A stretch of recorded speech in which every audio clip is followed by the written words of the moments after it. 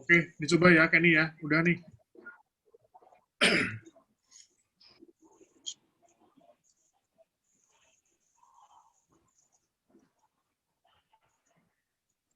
Udah muncul belum Pak kalau share screen-nya?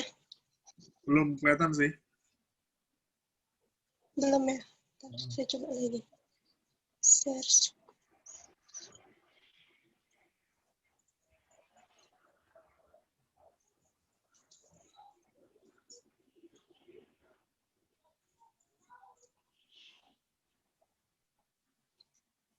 Only the host can share in this. Pak, saya sudah host kan? Udah nih. Sudah host kamu.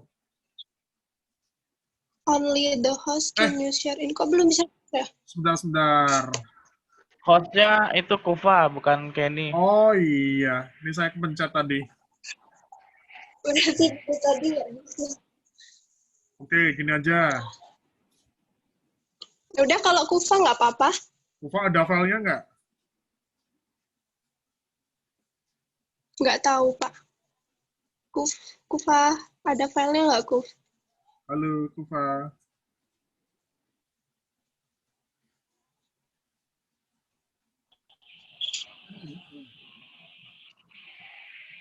Diam Aku di aja HP dia. coba ya, aku coba. Sorry Mbak Kufa, tadi kepencet kayaknya. Iya, bisa nggak bisa dari tadi.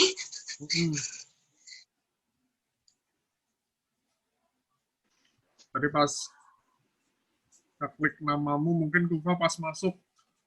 Jadi pas mau ngeklik namamu, terus langsung Kufa masuk ke bawah. Jadi yang kepencet Kufa. Iya Pak, nggak apa-apa.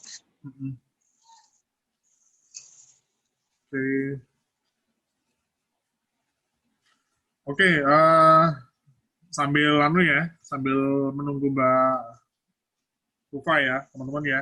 Kita buka dulu. Selamat siang. Assalamualaikum warahmatullahi wabarakatuh. Salam sejahtera buat kita semuanya. Oke, teman-teman. Mungkin seperti beberapa kelompok yang sebelum-sebelumnya, jadi konsep di praktikum intervensi ini kan memberikan memberikan wawasan dan memberikan tambahan bekal bagi teman-teman yang besok mau kerja di perusahaan. Artinya kalau kita orang psikologi, kemudian mau arahnya kerja di perusahaan, biasanya memang jadi HRD. Ya, nah, kalau kita mau mengangkat konsepnya HRD, tugas pokok HRD di masing-masing perusahaan itu kan beda-beda. Tapi intinya HRD di sini itu adalah mengelola karyawan atau SDM yang ada di perusahaan. Nah, tugas pokok fungsinya seperti apa, itu nanti yang akan menyesuaikan dari bidang perusahaannya masing-masing.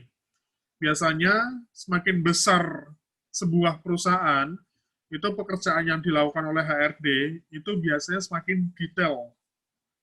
Dan masing-masing orang hanya mengerjakan satu bidang HRD saja.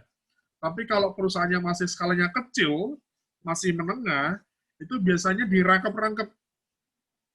Jadi pekerjaan-pekerjaan HRD itu yang mengerjakan hanya 1-2 orang saja. Nah, bidang intervensi organisasi ini adalah salah satu contoh tugas pokok yang mungkin akan dikerjakan oleh HRD di tempat kerja Anda besok, teman-teman. Jadi intinya, kalau di intervensi organisasi ini lebih kita bikin semacam program, kita bikin semacam rancangan intervensi untuk bisa memaksimalkan kinerja karyawannya. Artinya karyawan di perusahaan tentu punya problem. Ya, setiap orang di perusahaan, setiap orang di kantor, dia punya kendala, punya hambatan dalam menyelesaikan pekerjaannya. Kendala bisa dari macam-macam, dari pimpinan, dari sistem kerja, dari pekerjaan itu sendiri, dari konflik antar karyawan, dari mungkin fasilitas dan sebagainya. Nah, tugas kita nanti sebagai HRD itu mengupayakan sebuah tindakan untuk menyelesaikan permasalahan yang dialami oleh karyawan. Sehingga harapannya si karyawan bisa kembali bekerja dengan baik, bisa kembali memaksimalkan kinerjanya, sehingga tujuan perusahaan harapannya bisa terus tercapai. Jadi ini sebagai gambaran, di mana kemarin masing-masing kelompok tentu sudah punya gambaran kasus yang berbeda-beda, dan yang namanya perusahaan tentu punya kasus yang berbeda, ya, punya situasi yang berbeda. Ini sebagai apa ya, sebagai gambaran ya, teman-teman ya. Ini kan sebagian besar sudah masuk di semester akhir ya. Beberapa sudah ngambil seminar, beberapa sudah ngambil P3, artinya mungkin kurang lebih setahun lagi sudah pada lulus dan masuk ke taraf selanjutnya untuk mencari apa? Mencari pekerjaan. Sehingga dari mata kuliah ini kita bisa belajar, teman-teman, apa saja sih masalah-masalah yang dialami oleh karyawan, sehingga kita juga bisa mempersiapkan diri. Harapannya kita bisa mencegah atau mungkin kita bisa membekali diri kita untuk bisa bekerja dengan baik di perusahaan. Ya. Oke, ini Mbak Kufa. Halo Mbak Kufa. Mbak Kufa, dengar suara saya Mbak Kufa? Iya Pak, dengar. Udah Bisa, muncul belum Pak? belum muncul sih. Oh, Coba Mbak Kufa. sebentar Pak. Kamu buka PPT-nya dulu. Kamu buka dulu filenya. Udah Pak. Biar kebuka. Terus Udah. kamu balik ke layar Iya. Zoom. Balik ke layar Zoom. Di bawah itu Iya, ada udah. tulisan, di bawah itu ada tulisan share screen, Kufa. Iya, terus Ada Pak. share screen, kamu klik ya. Iya. Kamu klik, nanti langsung muncul layar baru, itu sudah ada file PPT-mu, kamu klik aja.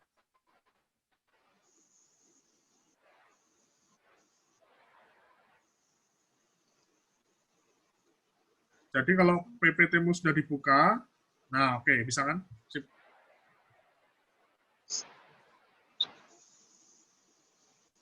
Oke, hilang lagi. Aduh. Dicoba lagi, Kufa. Oke, sip. Kalau kamu pakai HP ya.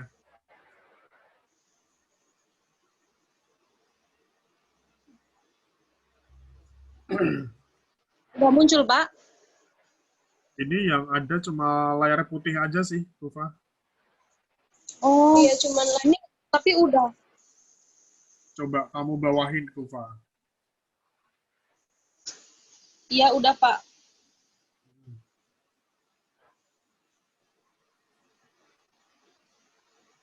Belum sih, belum kelihatan sih. Aduh.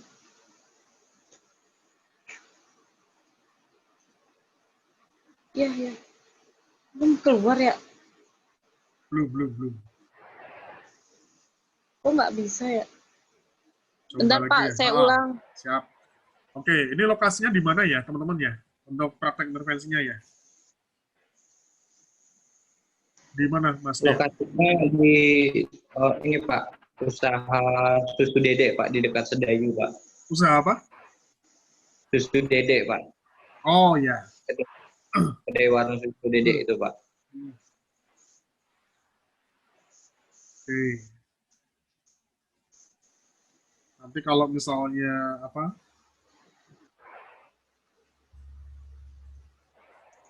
Bisa. Pak, teman-teman yang nggak bisa masuk.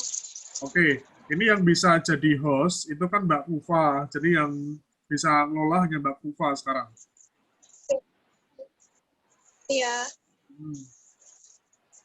Gimana tuh? Nggak apa-apa, nanti tunggu dulu aja. Ini sudah proses sih.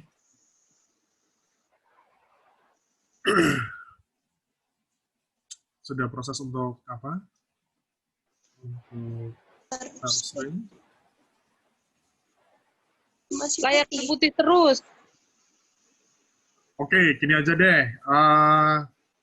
Teman-teman mungkin silakan perwakilan 1-2 orang bisa cerita aja ya. Bisa cerita aja terkait dengan lokasi apa?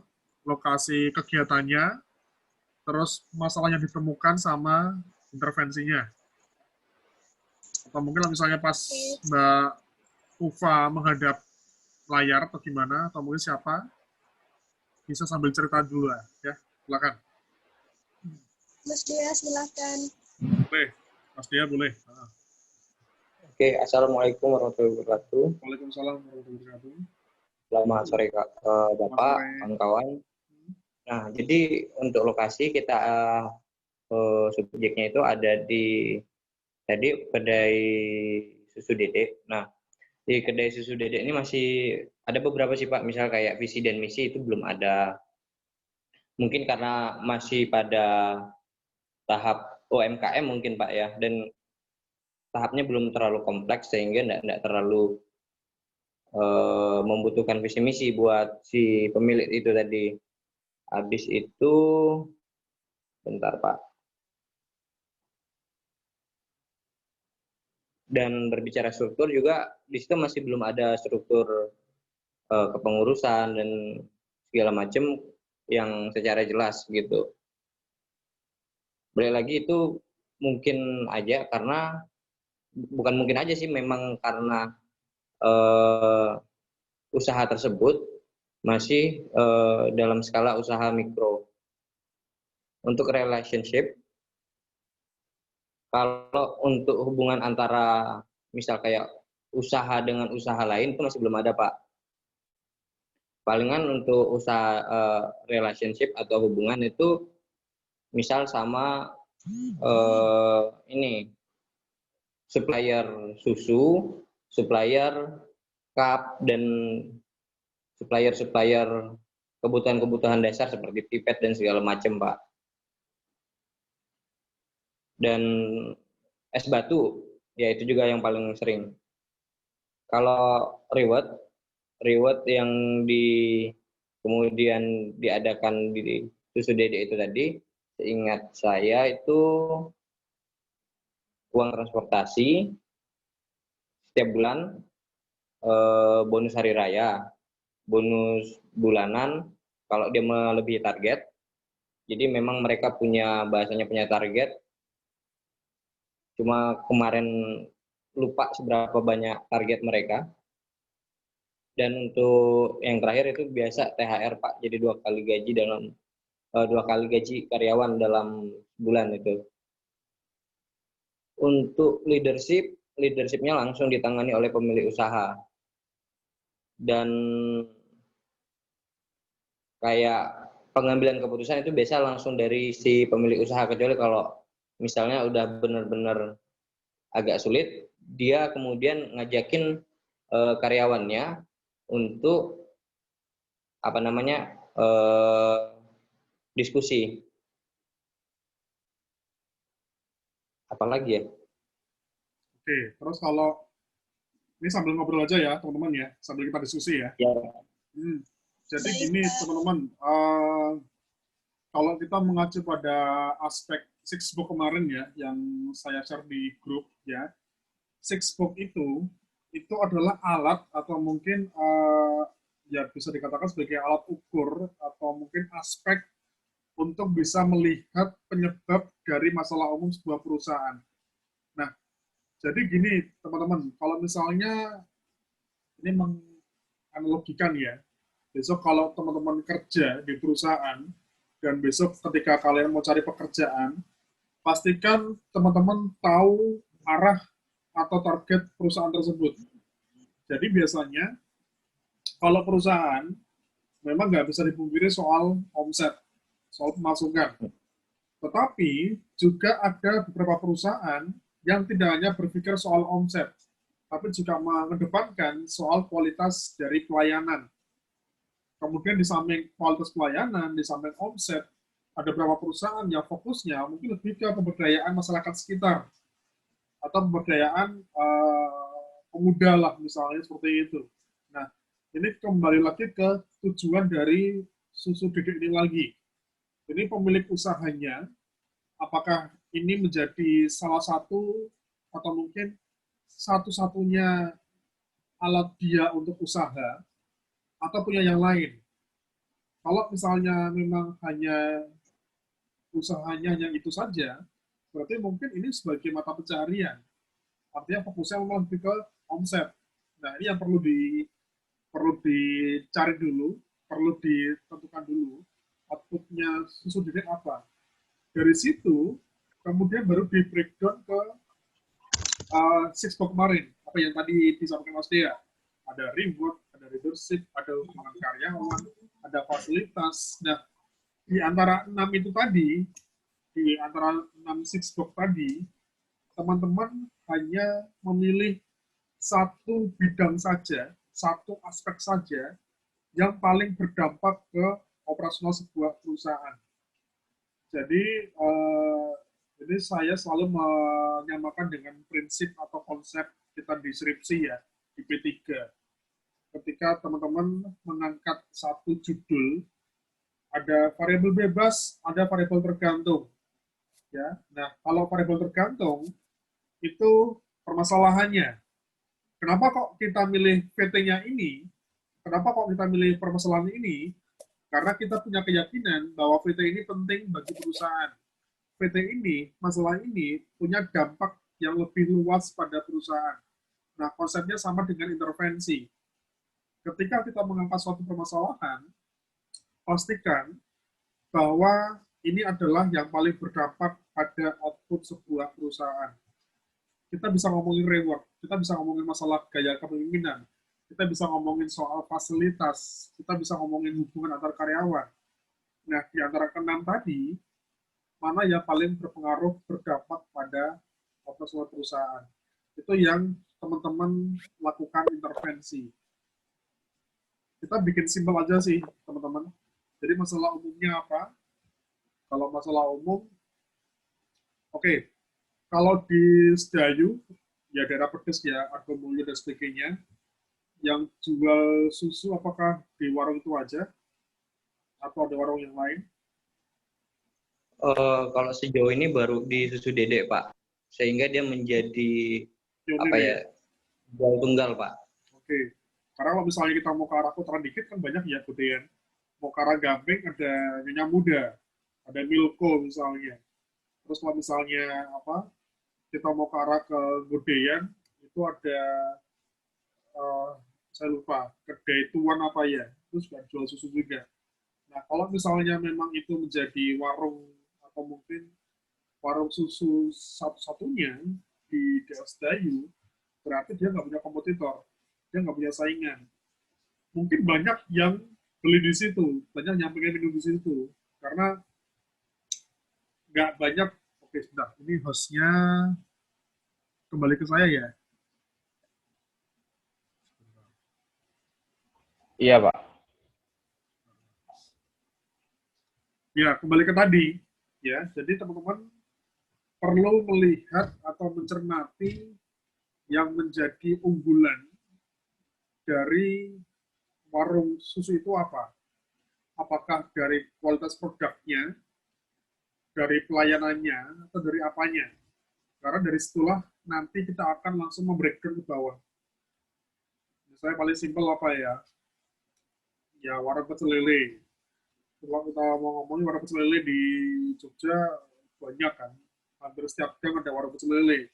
Tapi kenapa kok hanya warung pecel lele tertentu saja yang rame banget? Pertama karena mungkin enak lelenya, sambelnya enak, ada variasinya. Terus masalah pelayanan cepat, nggak perlu nunggu harus digoreng dulu misalnya. Nah, itu adalah poin-poin yang jadi unggulan dari suatu usaha. Nah, kalau misalnya teman-teman sudah mencermati poin-poinnya, baru kemudian di breakdown ke bawah tadi. Kenapa kok output-nya nggak tercapai? Kenapa kok targetnya tidak tercapai? Kenapa kok sasarannya belum tercapai? Dilihat pakai six box tadi. Yang paling memengaruhi output yang mana dari six box tadi. Jadi seperti hubungan sebab akibat ya. Sebabnya apa, akibatnya apa.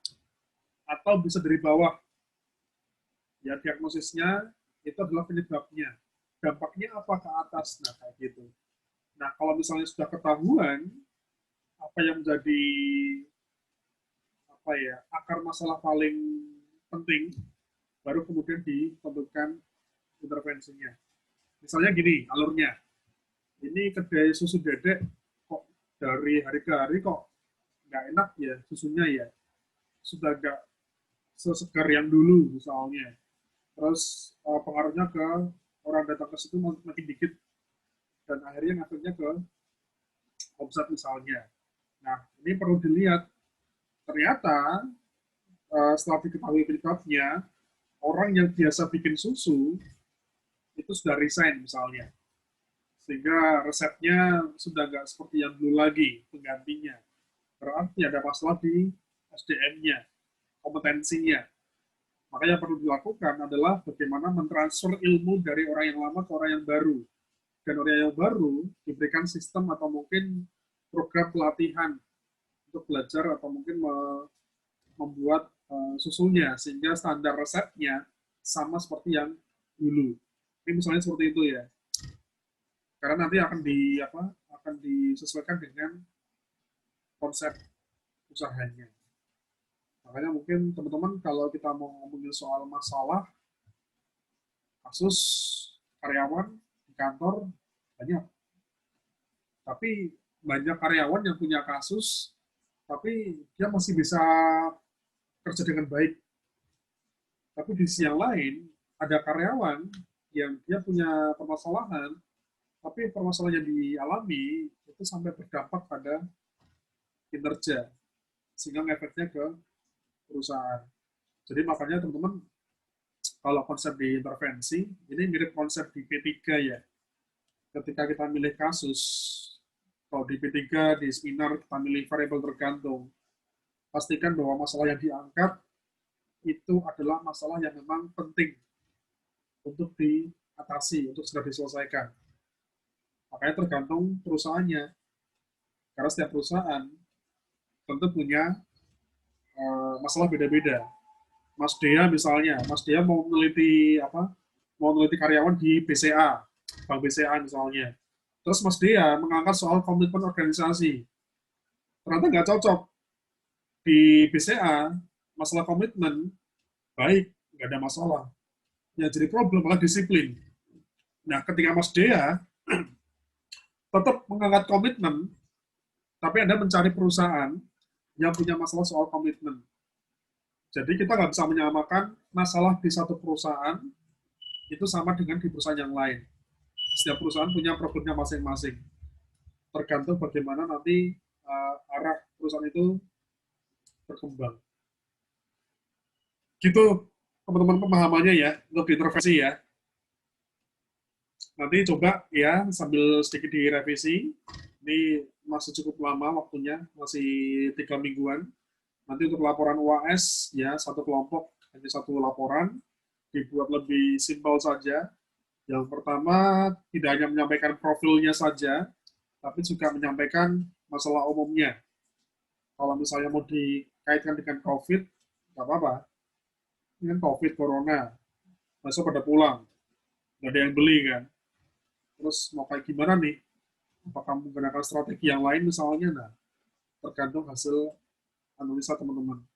Misalnya gini, di Sedayu saya lihat banyak warung-warung yang dulu pas masa normal, itu banyak yang datang, sekarang udah tutup. Ya, karena masa Corona. Pak Pos deh misalnya, Pak Pos sudah lama banget tutup nih, udah berbulan-bulan nggak jualan. Nggak tahu, ini kabar terakhir gimana? Ya, itu kan juga mempengaruhi kan. Apakah mau merubah strategi misalnya Pak Pos membuka jasa catering misalnya, nah tergantung nanti arah perusahaan seperti apa. Gitu mungkin teman-teman. Oh ya, ini saya rekam ya. Ini saya rekam, nanti saya upload di YouTube ya. Jadi nanti teman-teman bisa melihat lagi rekamannya. Nanti kalau misalnya terdapat hal-hal yang mau ditanyakan ke saya, nanti bisa langsung share di grup aja. Nanti biar saya langsung jawab dan yang lain bisa langsung mencermati. Begitu teman-teman yang bisa saya sampaikan ya. Nanti bisa dicermati lagi di rekamannya ya. Itu aja saya kira. Terima kasih ya. Sehat selalu buat teman-teman ya. Insya Allah tahun depan ada rezeki, ada waktu bisa ketemu di forum offline ya, mungkin di lain forum ya. Semoga sehat selalu, insya Allah. Baik, Pak. Baik, Pak. Ketemu lagi ya. Terima kasih ya atas atensinya. Terima kasih banyak, Pak. Semua kelompoknya hadir ya. Oke, sip. Terima kasih. Selamat siang. Assalamualaikum Iya, Pak. warahmatullahi wabarakatuh. Sukses Ya, ya. Pak. Waalaikumsalam warahmatullahi wabarakatuh. Yang lagi P3, lagi seminar, tetap berproses ya. Diniati ya, Iya, Pak. skripsi ya. Sip. Ya, Pak.